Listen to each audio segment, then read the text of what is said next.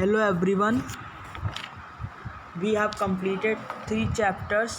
Now it is the term for the 4th chapter, From an Elegy written in a country churchyard. This poem is composed by Thomas Gray. An elegy written in a country churchyard means गांव के कब्रिस्तान में लिखा गया शोक गीत.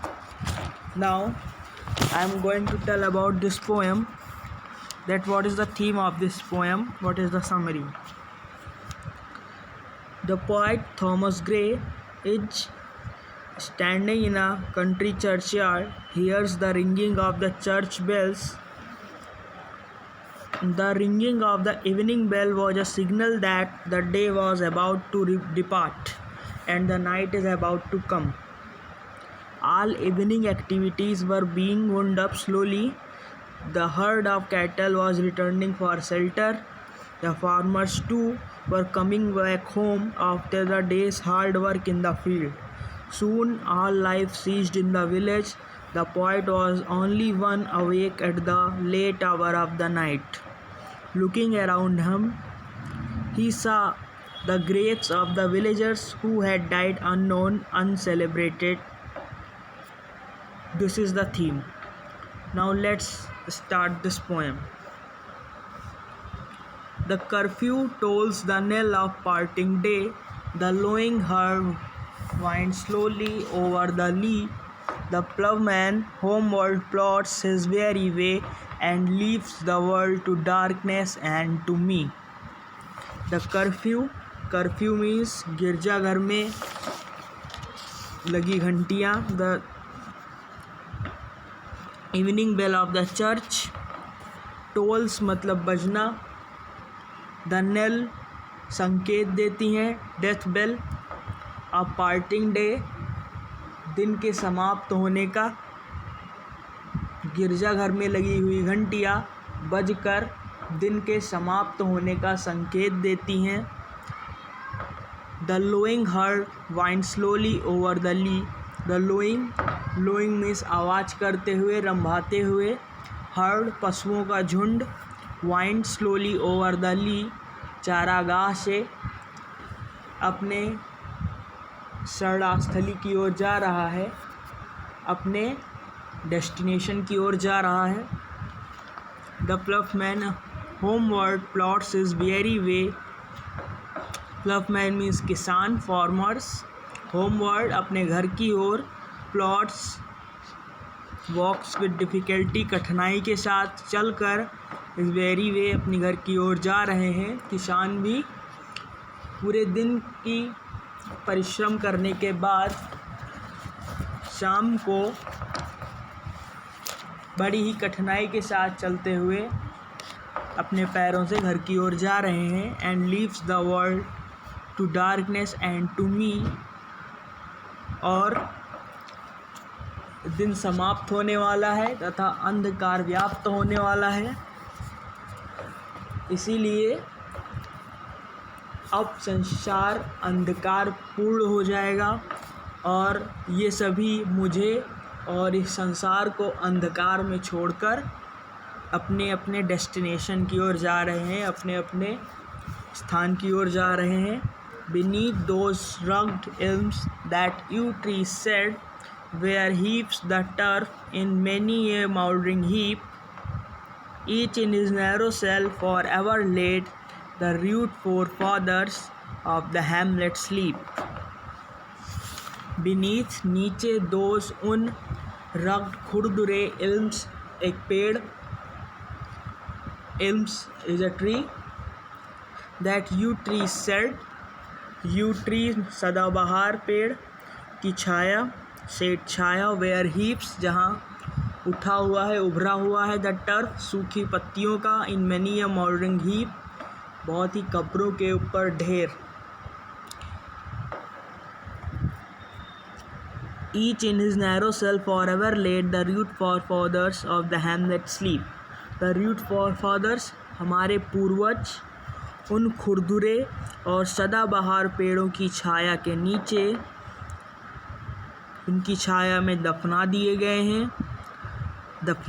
हैं. वहीं पर सूखी पत्तियों के ढेर बहुत से कब्रों को ढके हुए हैं। बहुत से कब्रों के ऊपर सूखी पत्तियों का ढेर लगा हुआ है। Each in his narrow cell for ever laid the rude forefathers of the hamlet sleep. इन प्रत्येक each in his narrow cell सकरी कोठरियों में फॉर एवर लेट हमेशा के लिए द रूड फोर फादर्स है। रूड मीन्स साधारण, हमारे साधारण पूर्वज हैमलेट स्लीप हमेशा के लिए दफना दिए गए हैं। In this passage, in this stanza, the poet explains about our forefathers.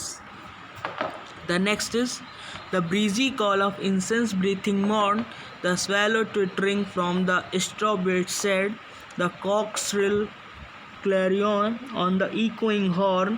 No more shall rouse them for their lowly bed. The breezy call means the pleasant air, सुगंधित वायु। The breezy call, सुगंधित वायु of incense breathing morn, जो सभी को आकर्षित करती है। प्रातःकाल की सुगंधित वायु जो सभी को आकर्षित करती है। The swallow twittering from the straw-built shed, swallow means Ababeel, नमक पक्षी, जो अपने घास फूस के बने घोंसले से चहचहा रहे हैं। द कॉक श्रिल क्लैरियन, मुर्गे की तेज आवाज़ अर्थात मुर्गे की बांग। और द इकोइंग हॉर्न मीन्स शिकारी द्वारा बजाया गया बिगुल। नो मोर, इन सब में से कोई भी चीज़। No more shall rouse them from their lowly bed, उनमें से कोई भी चीज़ इन कब्रों में सोए हुए व्यक्तियों को नहीं जगा सकती है। The next, let not ambition mock their useful toil, their homely joys and destiny obscure, nor grandeur here with a disdainful smile the salt and simple annals of the poor. Let not ambition mock their youthful toil. Ambition, महत्वाकांक्षा। Here the poet is talking about ambitious people, महत्वाकांक्षी लोगों के बारे में। कहीं महत्वाकांक्षी लोगों को mock their useful toil, उनके उपयोगी परिश्रम का मजाक नहीं उड़ाना चाहिए। दियर होमली जॉयस, उनके साधारण उनकी जो प्रसन्नताएं हैं। And destiny obscure, destiny means भाग, ऑब्सक्योर मतलब अस्पष्ट। डेस्टिनी ऑब्सक्योर, उनके अस्पष्ट भाग का।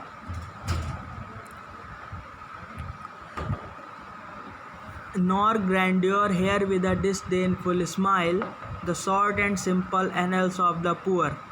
ना ही grandeur means grand and mighty people, महान लोग, धनी लोग, ना ही धनी लोगों को the short and simple annals of the poor, संक्षिप्त और साधारण गरीबों के संक्षिप्त और साधारण जीवन को एक घृणापूर्वक मुस्कान के साथ नहीं देखना चाहिए। This is the message of the poet that महत्वाकांक्षी